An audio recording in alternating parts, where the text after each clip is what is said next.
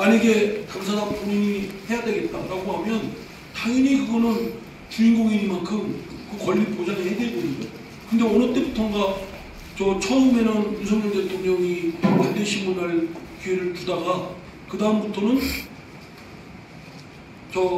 그냥 자기 의견 진술을 증인신문이 끝난 다음에 밝힐 뿐이지 증인에 대해서 묻는 건 못하도록 되어 있습니다. 지가 뭔데? 말이 안 되잖아요. 헌법재판소도 마음대로 그때 뭐라고 하는 건지 그건 우리가 판단할 사항입니다. 우리가 마음대로 판단할 사항이라고 마음대로 할 수 있는 건 아니죠. 오늘도 그 곽정근이라고 있죠. 곽정근. 그 특전사 사령관. 그 사람이 와서 얘기하는 거 보니까요. 이해. 대통령이 끄집어내라고 했다고 이해했다. 또는 그런 생각이 들었다. 그러니까 이제 이해와 우리 그 법률가들은 알지만 소송법적으로 증인은 직접 보고 들은 경험 사실만 얘기하게 되어 있습니다. 자기 생각이나 이해는 중요한 게 아니에요. 그럼 지가 하나님이에요. 근데 계속 이해를 했다, 생각했다. 그거는 쳐내야 되는데 계속 그거 가지고 공존하고 있고 또 저쪽 국회 쪽 그 대리인들이 와서 질문하는 것도 그렇게 했죠? 저렇게 했죠? 단정을 짓고 이렇게 하는데 그건 잘못된 거 아닙니까? 그러면 그건 재판장이 제지를 해야죠. 얼마 전에 있었던 권한쟁의 사건 아시죠? 예. 아니 권한쟁의에서 그저께 선고할 거라고 그 권한쟁의는 최상목 그 권한대행이 헌법재판관을 임명을 해야 되는데 임명을 안 해가지고 그거는 위헌 위법이다라고 해서 그저께 선고가 예정이 돼 있었어요. 그러더니 당일날 2시간 전에 아니에요. 변론 우리가 선고하려면 딱 매듭을 짓듯이 변론 종결을 해야 되는데 그걸 다시 풀어서 선고를 그냥 연기한 것도 아니고 변론을 재개해서 선고는 언제 할지 몰라요. 그리고 이유 설명도 안 해요. 왜 그런지를. 설명을 해줘야 될 거 아니에요? 근데 그냥 변론, 권한쟁의 심판에 대해서 뭔가 아차 싶었던 게 있겠죠. 이루어 짐작컨대 저는 그렇게 생각합니다. 근데, 아차, 이거 그냥 넘어갈 일은 아닌 것 같은데? 하니까 쫌매놨던 걸, 종결시켰던 걸 다시 풀어서 다시 10일날 하겠다는 건데, 그러면 결정적으로 그 헌법재판소가 어떤 데입니까?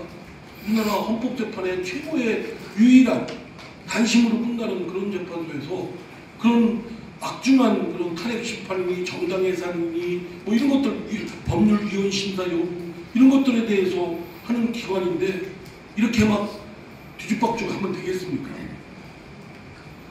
헌법재판소 흔들지 말라고 하는데 잘못하면 흔들고 두들겨 패야죠. 그게 국민주권주의에 있는 저기들이지 사법부가 하면 신성 불가침이고 거기에 대해서 못다치고 그래야 됩니까? 그래서 이제 제가 또 이렇게 얘기하면 이제 아마 내란 선동했다고 할 거예요. 네. 고발까지 했어요. 왜? 내가 고발했다고. 거기를 하여간 박경호 위원장이 변호사로서 어떻게 변호해 주겠죠. 하여간 무료로 해드리겠습니다.